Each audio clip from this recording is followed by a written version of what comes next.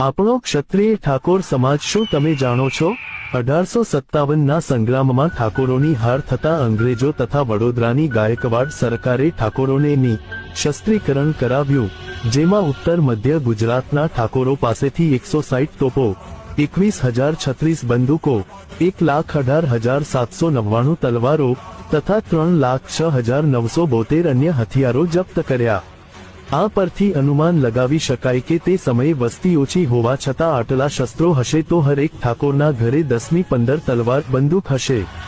એ જ ઠાકોરોના 70% ઘરે આજે એક પણ તલવાર નથી।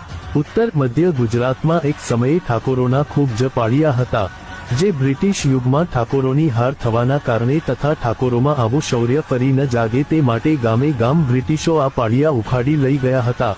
કેટલાય બારોટોના ચોપડામાં ઉલ્લેખ હોય છે, પણ ત્યાં પાળિયા જોવા નથી મળતા તથા ઘરડા લોકોએ પણ આ વાતની જાણ કરાવેલી છે।